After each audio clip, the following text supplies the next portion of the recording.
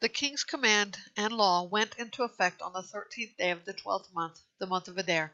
On the day when the Jews' enemies had hoped to overpower them, just the opposite happened.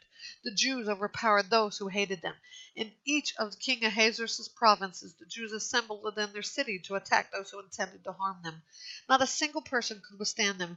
Terror of them fell on every nationality. All the officials of the provinces, the satraps, the governors,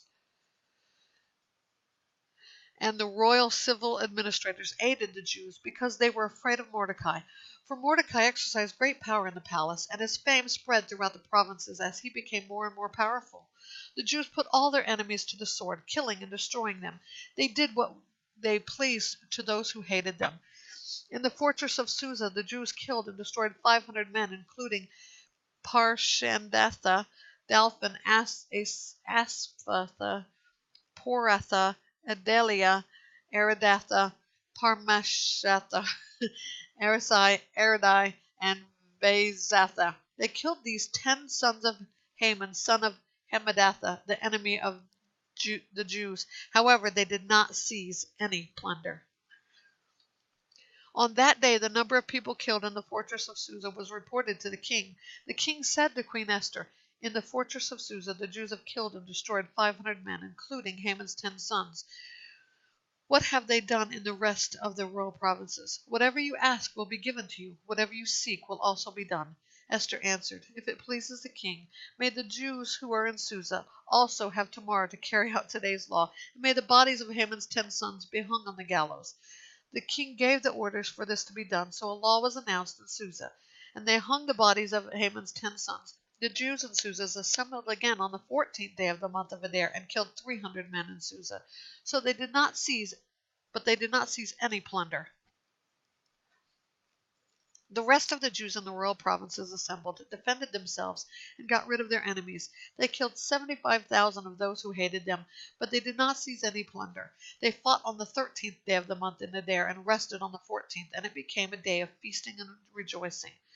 But the Jews in Susa had assembled on the 13th and 14th days of the month. They rested on the 15th day of the month, and it became a day of feasting and rejoicing.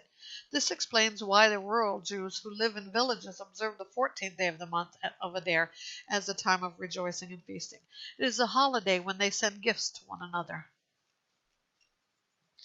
Mordecai recorded these events and sent letters to all the Jews in all of King Ahasuerus' provinces, both near and far. He ordered them to celebrate the 14th and 15th days of the month Adar every year, because during those days the Jews got rid of their enemies. That was the month when their sorrow was turned into rejoicing and their mourning into a holiday. They were to be days of feasting, rejoicing, and of sending gifts to one another and to the poor.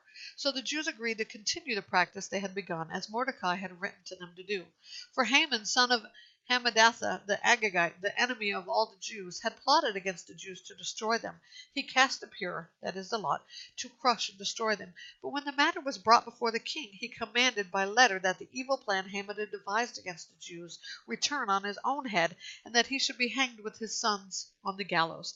For this reason these days are called Purim, for the word pure. But of all these instructions in this letter, as well as what they had witnessed and what had happened to them, the Jews bound themselves, their descendants, and all who joined with them to a commitment that they would not fail to celebrate these 2 days each and every year according to the written instructions and according to the time appointed.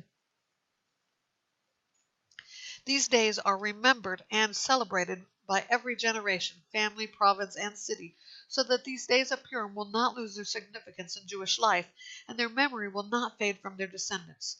Queen Esther, daughter of Abihail, along with Mordecai the Jew, wrote this second letter with full authority to confirm the letter about Purim.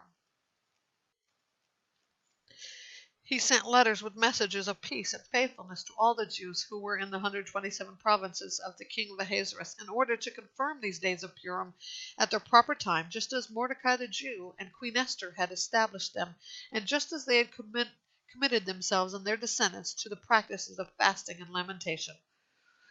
So Esther's command confirmed these customs of Purim, which were then written in the record.